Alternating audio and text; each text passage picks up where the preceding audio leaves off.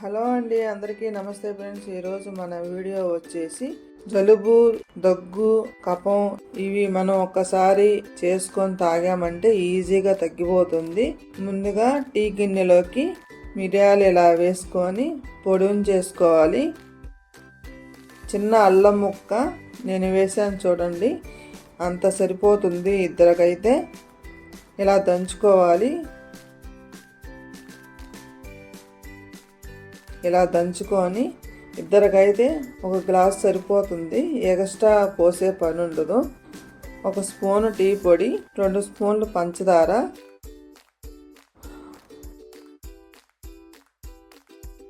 ఇలా ఒక పొంగు రాగానే పాలు పోసుకోవాలి. పాలు పోసుకున్నాక కలర్ను బట్టి కొంచెం పాలు ఎక్కువే పడతాయి, మరి ఎక్కువ కూడా పోసుకోకూడదు. ఇట్లా జస్ట్ అట్లా పొంగు రాగానే 2 పొంగులు 3 పొంగులు అట్లా రానిచ్చి మంట అడ్జస్ట్ చేసుకుంటూ స్టవ్ ఆఫ్ చేసుకోవాలి. లేకపోతే టీ ఇనిగిపోతాయి కదా, ఇద్దరికి వచ్చే టీ ఒకరికే వచ్చేస్తాయి. మా తాతయ్య వాళ్ళు రోజు 2 గంటలకల్లా 3 గంటలకల్లా టీ తాగుతారు. నాకు వాళ్ళ దగ్గరే అలవాటైపోయాయి. ఇలా వడగట్టుకున్న తర్వాత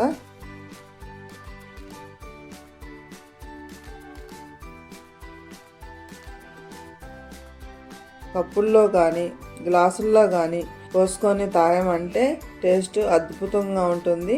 జలుబు, కళ్ళే, దగ్గు అలాంటివన్నీ తగ్గిపోతాయి ఈ వర్షాకాలంలోనైనా ఎప్పుడైనా కానీ.